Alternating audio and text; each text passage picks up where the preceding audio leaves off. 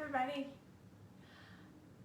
it's Rexanna with Garden of Herbs, and I was going to do a video today on mullein.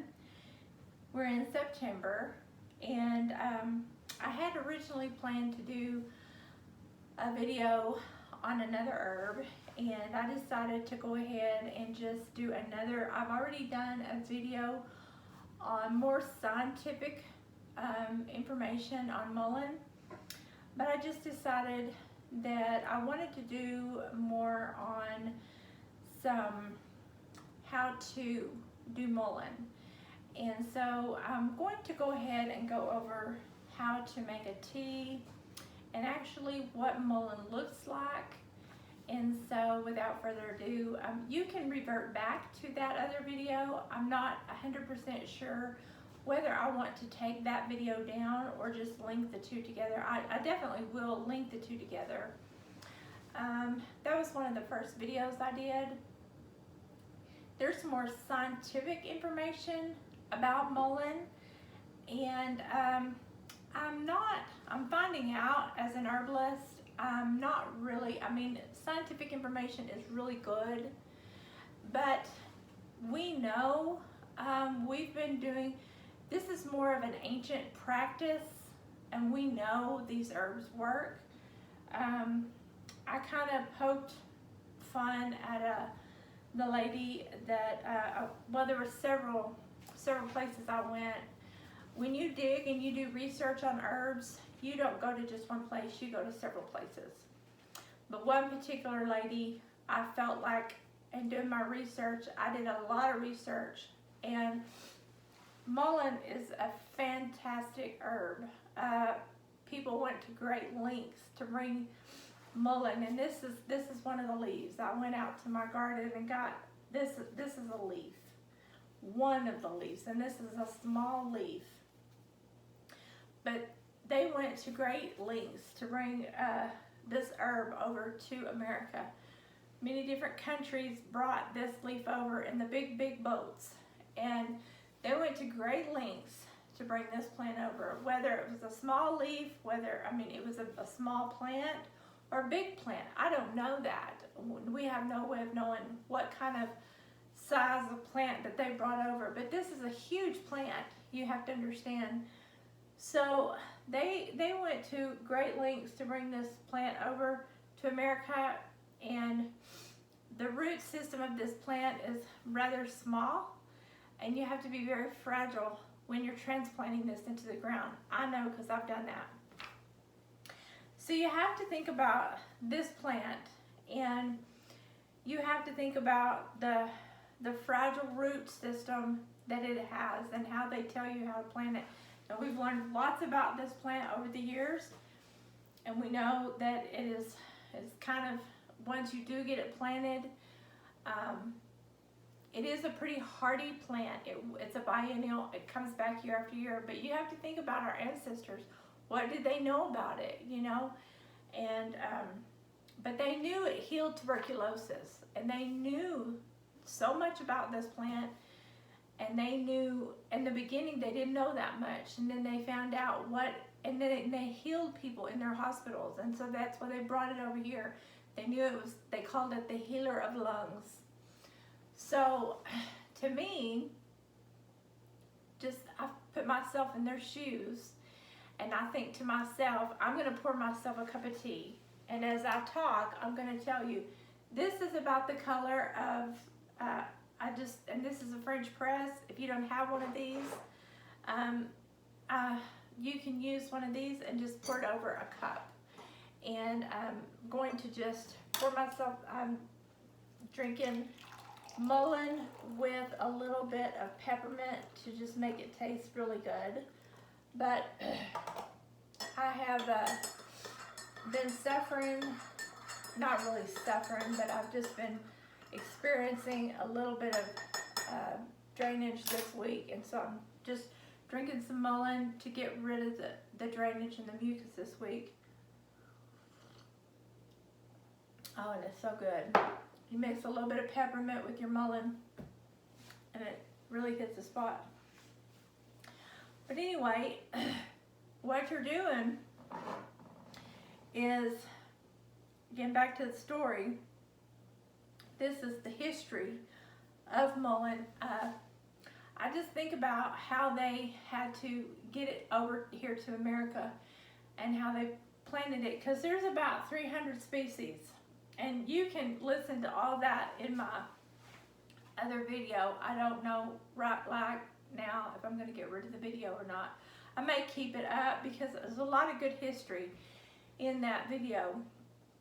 But this is what I was talking about. It's got like a velvety, I don't know if you can see that. It's got like little hairs on it. That's why I talk about the hairs. It talks about in the book that it feels velvety and flannelly. So you don't want to get that down in your throat. You really want to strain it out. And that's why I have, in this here, it has like a strainer here in the bottom, so it strains it out here. And that's why I always talk about straining it out through one of these. Or you can use one of these. This is a canvas bag. You can strain it out through here, or a coffee filter. You can strain it out so many different ways. So anyway, without further ado, I'll go ahead and get started on. Mullein goes by other names, and the names it goes by is flannel, old lady's flannel, velvet dock, candlewick plant, and that's because it has a long rosette on the second and third year, and it goes straight up. It grows in a rosette pattern all the way around, and if you very first start this, I'm going to be putting a picture of what it looks like, and I did in the other video.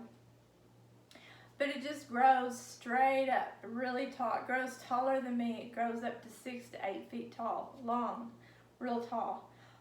The great mullein, the white mullein, torch mullein, bagger's blanket, old man's flannel, and like I said, it's woolly. Mullein is a plant that presents itself with rosettes, gray-green, thick flannel. On the it's really not suggested. Like, I went out and got this. If I wanted to make medicine out of it, I would combine it with this that I have in my jar that's several years old. Because it would not have a lot of medicinal properties. It wouldn't be that strong of a medicine. And I always mix. Mullein is fine by itself, but I'm not particularly fond of the taste. It kind of tastes like lettuce. It's real bland. And I mean, it's great medicine by itself. That's what I'm trying to get across to you, but it just doesn't have that flavor that I'm looking for in a tea. The reason I include peppermint is because peppermint flavors all teas really good. And peppermint is great for opening up your lungs. It's a great stimulant. And what peppermint does is it's great for helping support your lungs. And right now, in my whole nasal passages and everything, I'm needing to open up and really breathe. So that's why it's great for digestion too. I mean, peppermint, as we all know, is great for the bronchioles. It's great for great pick-me-up, and it's good for tinctures along with mullein. And that's what I'm doing right now. I'm doing a tincture a couple of times a day. I also have echinacea here, but we're not going to be talking about echinacea. That's just a great tincture that I take when I'm having these kinds of problems. But we're going to stick with just mullein right now. And mullein, I call it a perennial because it comes back every year, but biennial is every other year it comes back, and it is alive. It stays alive every year. It grows close to the ground, but it's 8 to 12 inches long, and so this is pretty long. The historical information, I pretty much went over that. Herbalists for years have been extracting it in oils, and that's what I did a couple months ago, and I made a salve. And this salve is really good.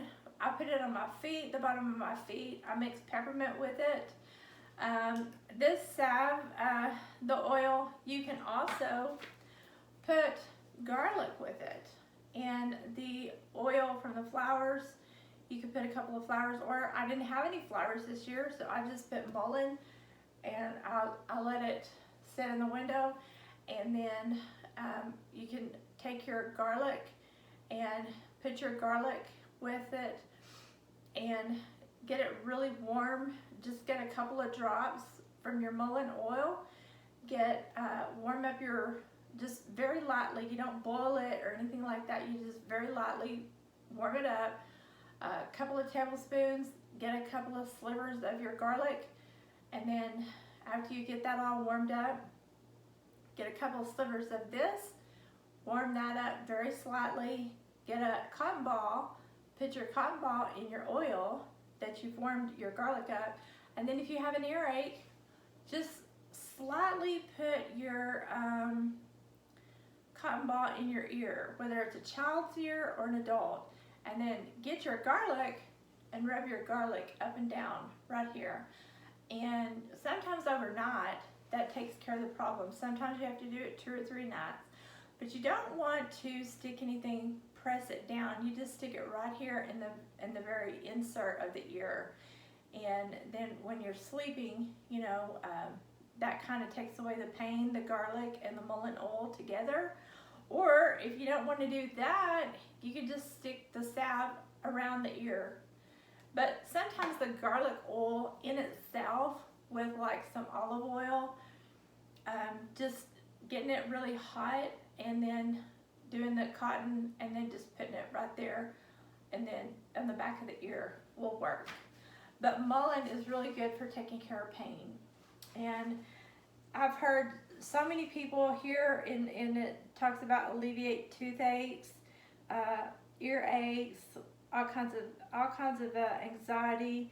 And I don't know about this, but in the book it talks about that it wards off evil spirits.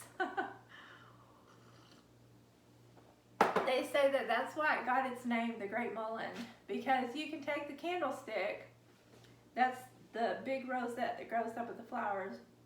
As you take the flowers off, now I ward off evil spirits in a different way, but this is what I've heard, that the reason it got that name is because the I guess they're witches or whatever, but they light it and then they wave it around and then the evil spirits go away. Who knows? I don't know. I'm not into that. But anyway, mullein can also be smoked in a pipe. I've heard that people smoke it in a various ways. A corn pipe because it's natural, and they do it in paper. I would not ingest it, but they say that if you have like a chronic cough, I drink tea and it works great for me in that way. And I also apply the oil on my throat. So that's what has been working for me. I just have a hard time smoking anything.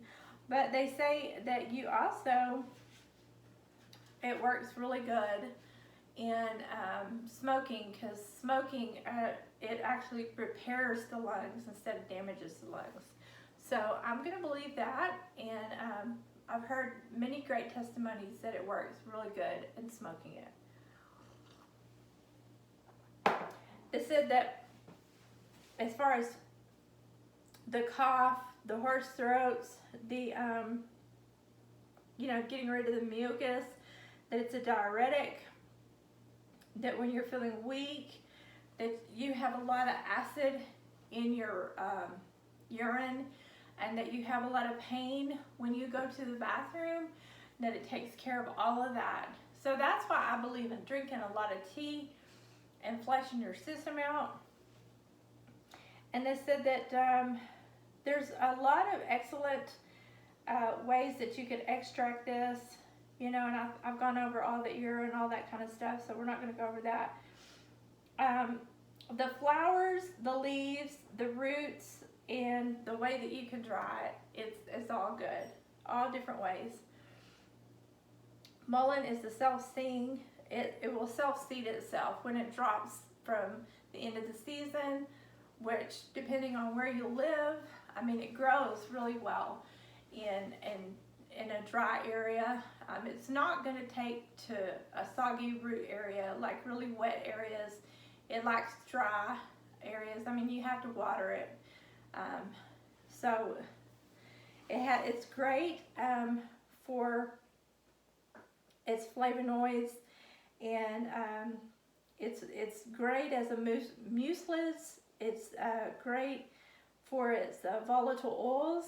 It's an expectorant, it's a demulcent, it's great, it's an emollient, it's a diuretic, it's an anti-inflammatory, and it's a nervine. And I want to back up to the anti-inflammatory. Now in your lungs, when they're building it up and you can feel it, it goes in and takes all that out. And the inflammatory properties that it has, like in your joints, and I've said this in my other video, it's great. I mean, that lady that I talked about in the other video, they were just going over and over and over all the anti-inflammatory properties. And I didn't write his name down. I think it's Michael Wood. He talked about the cartilage properties, like if you have a sprained arm, or if you're having arthritic problems, you know, you can't drink this just like once or twice, or you have to drink it, you know, on a pretty ongoing basis. And I know I tell people don't drink it all the time, but he says to drink it all the time because, and to put some turmeric with it. He always puts turmeric with his. And there may be some other herbalists out there that'll tell you to do the same thing. Take turmeric capsules and drink your, instead of drinking coffee, drink your mullein in the morning. It's good to lay off it for a couple of weeks and then go back to drinking it. But I have people that I've been consulting with, and they call me and they'll say, I just want my mullein tea. Can you just give me some mullein tea? And I'm like, okay. I maybe just quit warning them, because they're doing so good. I don't know, you know, I try to get them to fill out some paperwork so I can find out more. But one lady told me, she said, I've been drinking mullein tea for 20-something years and it has not harmed me. It's helped me. So I finally let her go. And when you see how good the benefits are, how good it has helped somebody, and how healthy they are because they have been drinking mullein tea for so long, you just want to shut up. And she's taken my advice on so many other different topics, and I'm really glad. But mullein tea, when mullein tea helps somebody, you just want to back off. So anyway, the properties, it's an antispasmodic, it's an astringent, it's very nutritive, it's an antiseptic, it is a narcotic, it's the list just goes on. It helps the lungs, support the lungs. It's a nervous system, urinary, intestinal, skin. If this does irritate your skin or whatever, there's lots of things that you can do. Just wash your skin really good. Put some lotion on it that doesn't have any kind of detergents or any kind of you know, any kind of fragrance, and it should be fine. And that is just about, oh, it helps with allergies, helps with asthma, constipation, cough, diarrhea, hemorrhoids. If you're insomniac, it relaxes you to where you can sleep. The special considerations on this, the only thing that I could find, and is so very rare, is if you're taking any kind of diabetic medication. And as far as one person, I mean, he was very concerned about it, but he didn't try it, so we couldn't find out whether he had any. It's supposed to raise or lower your diabetic medication, and that was like in a study of I think 30,000 people. It lowered or raised, I can't remember because I don't have the report in front of me. It lowered or raised that one person out of 30,000 people. So you just have to use caution, and you just have to be on top of the results of, if you get on it, you just have to see whether it raises or lowers your diabetic medication. And I think you do a glucose check every day to see. But if it's going to be doing your lungs some good, I wouldn't see why. I would want to try it. And if it raises or lowers your blood medication, then you just want to be careful and monitor that very closely. But that's the only thing that I saw. Other than that, it's considered very safe. If you want to contact me, I'll leave my, yes, it's Matthew Wood that talks about the cartilage. Oh, I did write it down. I have a recipe here for eardrops when you infuse the little eardrops, if you have the flowers. And I also have a safety concern not to get this plant by the roadsides. Please do not get this by the roadsides because they're heavily sprayed with pesticides. Usually in every area across the United States, counties are told to go spray, whether it's for mosquitoes or whether, and I've seen this when I went to school, they'd say, y'all, we got mullein, especially up in North America. Mullein is growing all along our county roads. Well, they've usually sprayed for pesticides. Even if you don't see them spray for pesticides, they spray for pesticides, mosquitoes, some sort of spraying is going on the highways, always. We know this. And so if this is on your county roads, or if this is on some sort of area where there's a lot of traffic. Now, if you think about a lot of traffic going on down those highways, what's being put out of the cars? A lot of fumes. So do you want to get this and bring it into your kitchen with pesticides in? Because the first thing I do when I go buy my herbs, I usually buy my herbs at Southwest Botanical, because the first thing I see is, first, it's kosher, so I know it's not cross-pollinated. And the next thing I do is I try to see if it's organic. That way I know, like, okay, it's not going to be just picked up by the sideways and byways, that it's going to be a farmer that's really paying attention. Like me, I pay attention to how I grow my herbs and my vegetables and my fruits, everything. I pay attention to everything. I don't just go out there and spray anything. You know, if it got ate up by bugs, then I try to recuperate it and I try to pay attention to what I spray. I don't just spray anything out there. And the same thing goes for Southwest Botanicals. They pay attention to what comes in and where it's grown and how it's harvested and everything. And so I tell people, as a safety concern, don't go just pick this up on the roadside, because you don't know what you're bringing into your house. Because you're going to be making medicine with this, and you're going to be eating this, and you're going to be giving this to your kids for medicine. So they might not be getting well because of what you brought into the house. So be careful.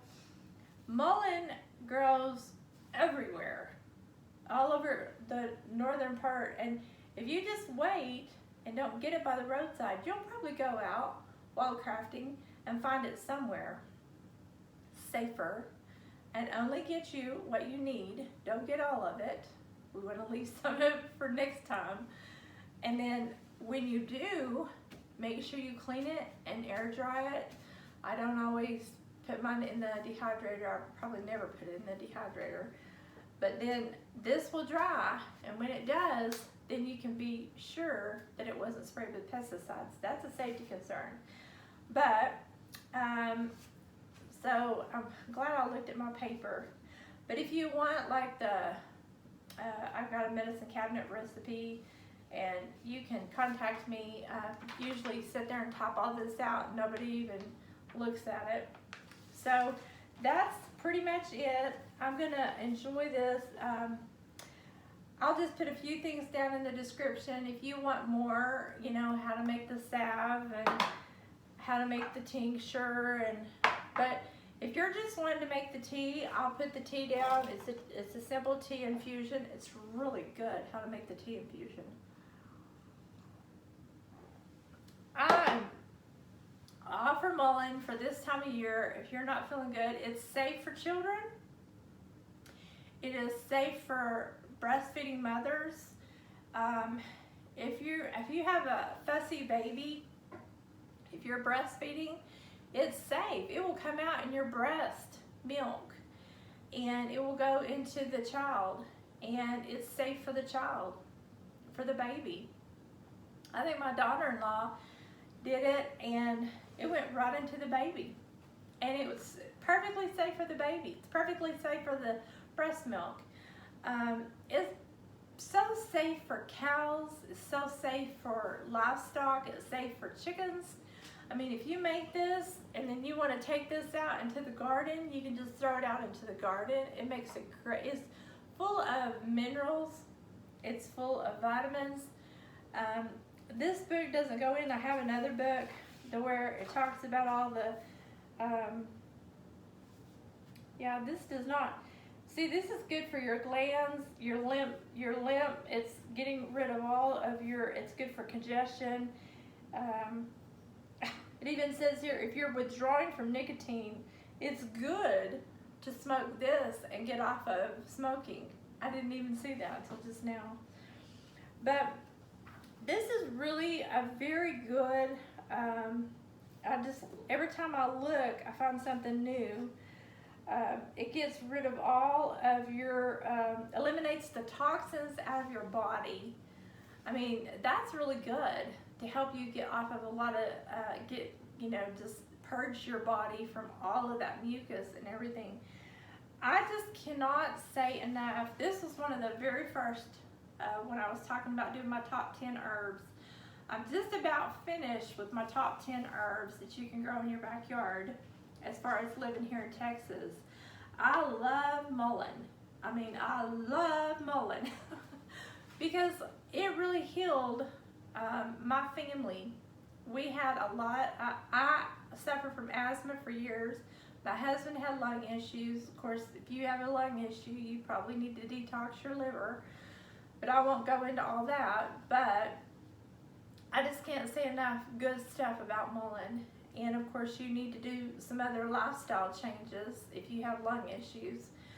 But I tell people all the time, get you some mullein and drink some mullein.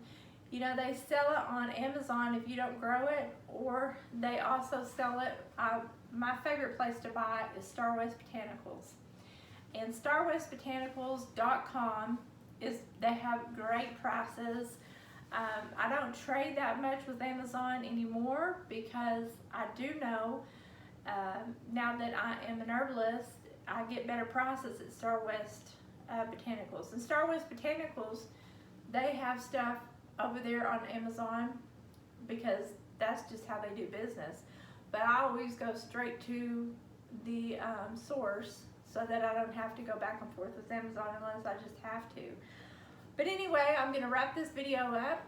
If you would like and subscribe and leave me a comment and let me know how you're doing and if this was helpful to you. And tell me what herbs you're growing. I mean, I know it's the end of the season, but what do you plan on making your top 10 herbs? And just tell me, you know, hey Rexanna, I would like to know more about this herb or more about that herb, and just say hi, or this was really beneficial, or I'd like to know anything, and just chat with me. That's what I'm here for. And well, I'll just see you in the next video. We're going to be talking about cayenne pepper in the next video. Okay, you guys have a great day. Bye for now.